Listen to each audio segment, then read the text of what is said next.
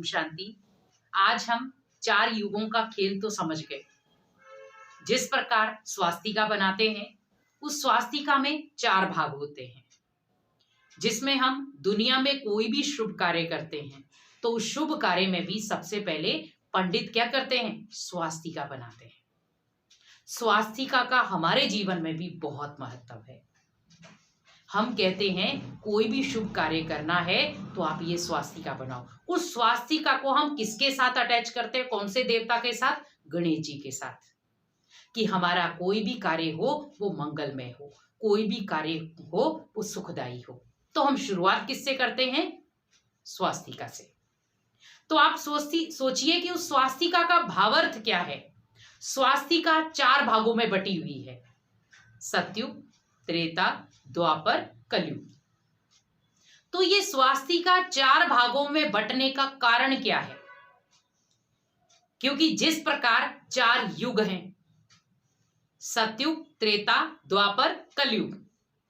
आप सोचिए कि जब सुई सतयुग से चल रही थी तो त्रेता में आई, त्रेता से चलते चलते द्वापर में पहुंची, द्वापर से चलते चलते कलयुग लास्ट में पहुंच गए।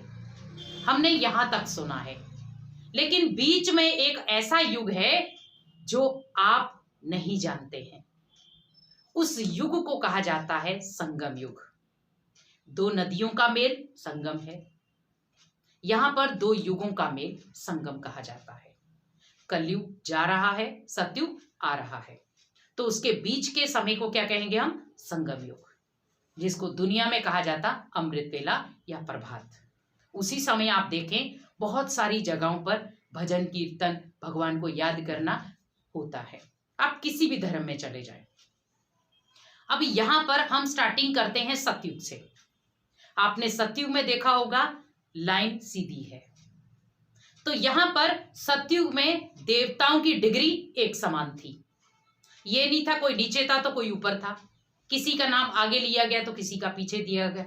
हर एक का औधा एक जैसा था, क्योंकि जीवन में हर एक के सुख शांति थी। वहां अशांति का कोई नामो निशान नहीं था। वहां ऐसा नहीं था कि वो ऊंचा है वो नीचा है, नहीं, इक्वल दर्जा दिया गया। इसीलिए लाइन को बिल्कुल सीधा किया गया। तो लाइन को सीधा करने का मतलब यह है कि हमें इक्वल दर्जा दिया गया। भगवान ने हमें एक जैसा बनाया है। यहां पर अनेक जैसा नहीं बनाया, हमें एक जैसा बनाया, जिसमें कहते हैं अनेकता में भी एकता। एक भगवान की उस समय संतान थे हम, और उस दुनिया को कहा जाता है पैराडाइज, स्वर्ग। और आज देखो हम अपने घर को स्वर्ग बनाने की कोशिश कर रहे हैं। हमारा घर भी स्वर्ग से सुंदर हो, लेकिन वो कब बनेगा? जब हमारे जीवन में इन देवताओं जैसी क्वालिटी होगी, इन देवताओं जैसे गुण होंगे, इन देवताओं जैसा हमारा चरित्र होगा, तब जाकर हमारा घर स्वर्ग से भी सुंदर बनेगा। लेकिन आज कहीं ना कहीं हमारा घर नर्क बनता जा रहा है, और उसका कारण है क्योंकि हम बहुत सारी चीजें ऐसी देख रहे हैं जो हमारे घर को नर्क बना रही हैं।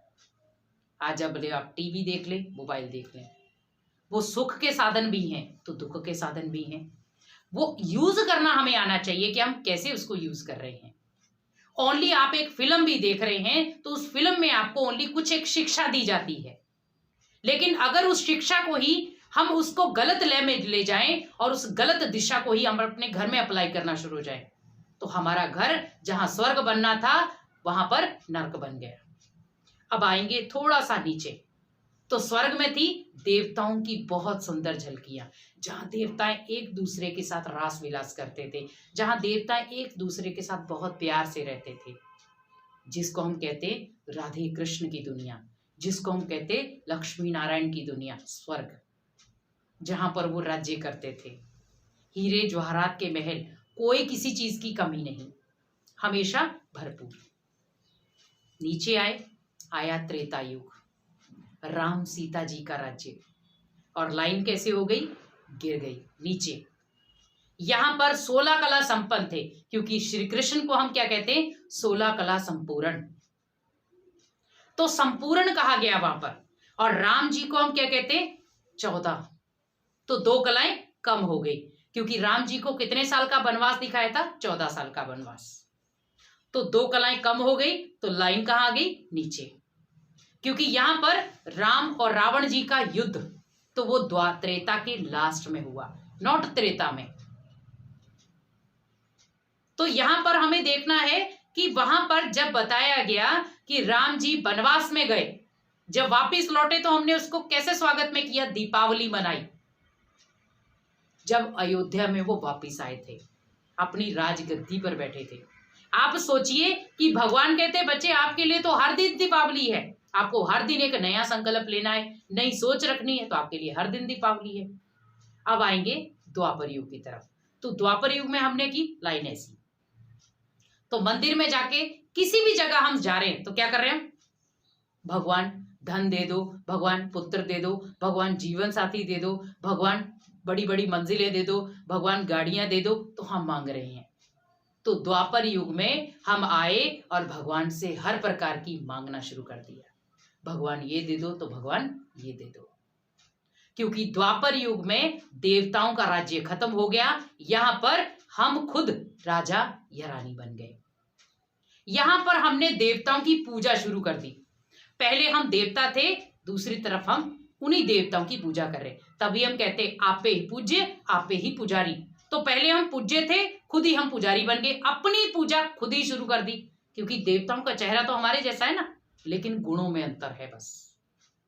फिर वही चीज हम द्वापर युग में उन देवताओं की हमने बड़ी बड़ी मूर्तियां बनाई और उनको याद करना शुरू कर दिया, क्योंकि हम अपने आप को भूल गए। ये गायन शास्त्रों में ही है, आपे ही पूज्य आपे ही पुजारी, लेकिन हम समझ नहीं पा रहे कि उसका भावार्थ क्या है।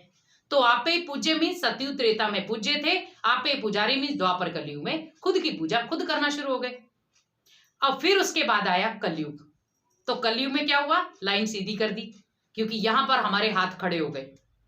हमने कहा हम ये दर्द सहन नहीं कर सकते, अब तो मेरे हाथ खड़े हो गए, मैं इसको बर्दाश्त नहीं कर सकता, हाथ खड़े हो गए। मेरे घर में इतना दुख शांति मिटता ही नहीं, मेरे हाथ खड़े हो गए। और कई बार हमारे पास धन नहीं होता तो हम कहते इतना मैं कर्ज में डूब गया हूं कि अब मेरे हाथ खड़े हो गए। तो हाथ खड़े होने का मतलब भावार्थ क्या है? कि हम अति दुखी हो गए, अति परेशान हो गए, हमारा स्ट्रेस लेवल बहुत डाउन हो गया, इसलिए हमने अपने हाथ खड़े कर दिए। तो वैसे ही सोचे, कलयुग में आकर अति पापाचार बढ़ गया, इसीलिए लोगों ने हाथ खड़े कर दिए। कलयुग में आकर वो कार्य होना शुरू हो गए जो यहाँ पर भगवान भी अपनी नजरें झुकाना शुरू हो गया कि ये व्यक्ति को मैंने क्या बनाया था, आज मनुष्य आत्मा बन क्या गई है। उस व्यक्ति को कहा मैंने ताज दिया था और आज वो व्यक्ति किसी के ताज को उतारने के लिए भी 5 मिनट लगा रहा है। वो व्यक्ति कहा संकल्पों से भी श्रेष्ठ था और आज इसके संकल्पों में कितना गुस्सा है, कितना क्रोध है। आज मारने में टाइम नहीं लगा रहा, वो किसी का कत्ल करने में भी 5 मिनट लगाता है। आप सोचिए कि भगवान ने आपको क्या बनाकर भेजा था और आज आप खुद की मत पर चलने के बाद आप क्या बन गए। अब आया कलयुग का अंत, सतयुग का आदि, जिसको कहा संगम।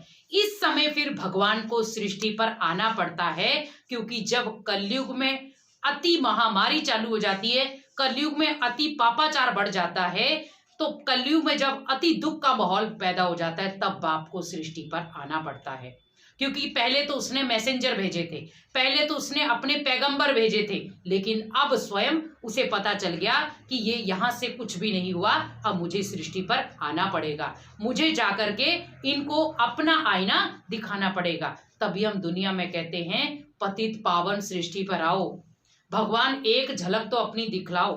तो भगवान उस समय आकर के अपनी झलक दिखाता है, और वो युग है गुप्त युग, जिसको कहा संगम युग।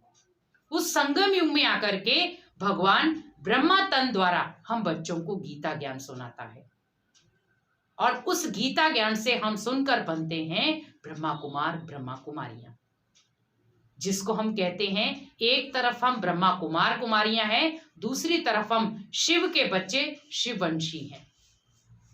तो सोचिए, पहले हम बने शिववंशी, फिर बनेंगे हम राजवंशी, क्योंकि सतयुग में हम करेंगे राज्य। तो परमात्मा शिव के द्वारा हम जब गीता ज्ञान सुनते हैं, तो उसके ज्ञान के द्वारा ही हम बच्चों को श्रेष्ठ पदवी मिलती है। आप सोचिए, आज दुनिया भगवान को ढूंढ रही है, और हम बड़े गढ़ से कहते हैं कि उस भगवान से हम डेली मिलते हैं, डेली उससे प्यार करते हैं, डेली उसको याद करते हैं, और डेली उसके ज्ञान का मनन चिंतन करते हैं। तो सोचिए कितना लकी समझ रहे हैं हम अपने आप को, जहां पर भगवान हमें डेली लाड पुचकार कर रहा है, डेली ज्ञान गंगा हमारे ऊपर बरसा रहा है। तो यहाँ पर हम ओनली पानी की गंगा में डुबकी नहीं लगा रहे, हम रोज यहाँ ज्ञान की गंगा में डुबकी लगा रहे हैं। आप सोचिए, जब आप पानी की गंगा में डुबकी लगाकर आते हैं, फिर आप घर पे आकर पाप कर्म करना क्यों शुरू हो गए? फिर तो नहीं करना चाहिए, क्योंकि हम गंगा में नहा कर आ गए। लेकिन यहाँ पर जब हम ज्ञान गंगा में डुबकी लगाते हैं तो हमें अटेंशन रहता है कि मुझे हमें कोई भी पाप कर्म नहीं करना है, क्योंकि मैंने भगवान की ज्ञान गंगा में डुबकी लगाई है। और उस डुबकी के आधार पर ही हमें अपने जीवन को श्रेष्ठ बनाने का एक जरिया मिलता है।